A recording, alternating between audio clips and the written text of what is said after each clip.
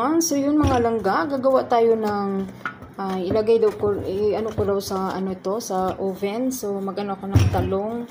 So lagyan natin ng feta cheese kung tawagin nila. Tsaka ano natin ng sauce yon, ng tomato sauce yun guys. Hiwain natin at ating ibabad ng saglit. Lagyan natin ng asin, ng konting asin, and then pampalasa lang ba. Tapos yun ating i-dry pagkatapos, so ating piprituhin. So yun na. So yun na nga mga langga, ibabad ko muna siya saglit na may asin. So mamaya i-dry naman din siya para ating prituhin. So parang pangit naman ang ano nito, hindi masyadong ang talong. Yun na. So ayan guys, bago tayo ng paggawa ng sauce, akin mo nang i-blend yung sibuyas at bawang. Yan. Tapos itong ating tomato paste. Ay, tomato sauce pala.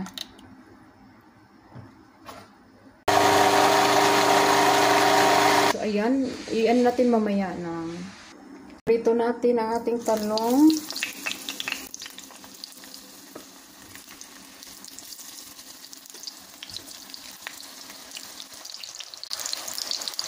So habang piniprito ang ating talong guys, ayan, yung aking biniblend na tomato paste at tomato sauce at sibuyas, bawang. So dito ko muna ating lulutuin.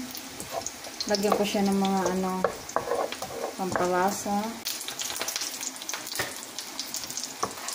So ito yung ating ihalo na sauce. So ganito lang dapat guys. Ayan. I-ano naman natin uli ito sa ating oven. Okay na to. So ito na yung aking sauce. Okay na siya guys. Ayan. At ito na natin talong. So ayan. At last na lang to. So i-arrange na natin sa Pyrex. So yun. Ito naman ang ating lalagay guys. Kaya ito. Feta cheese. White cheese nila to. So yun. Ang aking gagawin guys. Ayan. So yun nga guys. Lagyan lang natin ng dito. Parang lang ba? Yan. Para yung ating talong. So, atin lang yung ating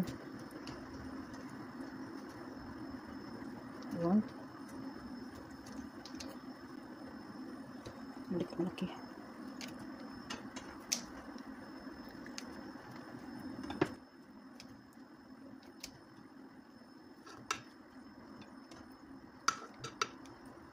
Lagyan naman natin sa ibabaw.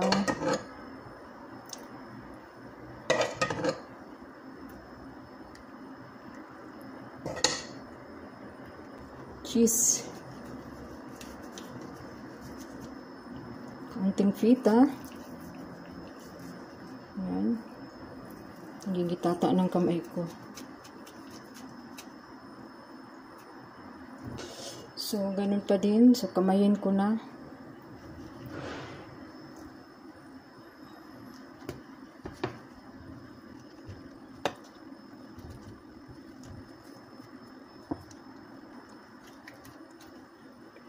Para parang ganito para para sila. Para hindi mag-aaway. So, ayan.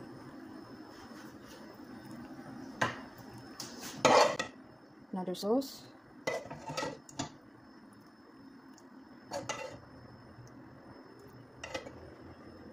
Ganun pa rin. Ayan.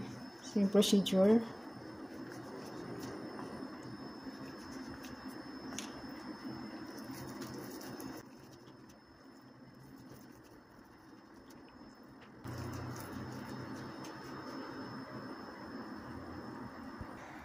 So, ito na po guys, ang ating ayan. So, yun na nga guys, tapos na no. So, ang preparation natin, so ilagay naman natin sa oven. So, 170.